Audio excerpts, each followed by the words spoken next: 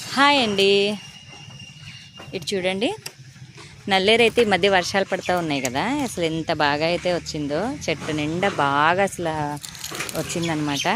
ఇదిగోండి, నేనైతే ఒక బకెట్ తెచ్చేసాను, ఎందుకంటే దానికంటే కూడా ఎక్కువ వస్తుందని నాకు అర్థమయ్యే. ఇదిగోండి, పెద్ద బకెట్ తెచ్చాను. చూసారా ఎంత బాగా నిండిపోయిందో. ఇదిగోండి, నల్లేరు వల్ల అయితే చాలా ఉపయోగాలు ఉన్నాయి. నల్లేరు వస్తే మాత్రం నేనైతే దాన్ని ఎలా అయినా కూడా వదిలిపెట్టను అనమాట.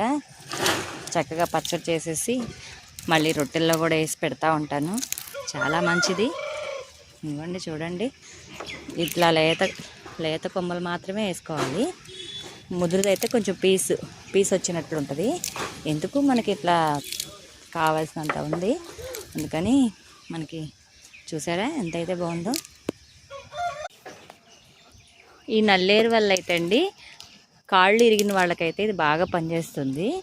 ఇలా కనుక చేసి పెడితే వాళ్ళకి కొంచెం గోధుమ పిండిలో కానీ లేకపోతే దోశ పిండిలో కానీ రొట్టెల్లాగా వేసి పెడితే చాలా మంచిది.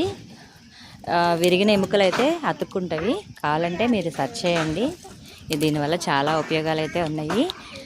ఇదిగోండి, అసలు ఇది తుంచే కొద్దీ బాగా అల్లికిపోద్ది అనమాట. చాలా బాగా వస్తుంది. మనం ఎంతైతే తుంచుతామో మళ్ళీ వారానికి ఇట్లా వచ్చేస్తూ ఉంటుంది. ఇదిగోండి, బకెట్ అయితే నిండిపోయింది, ఇంకా చాలా ఉంది.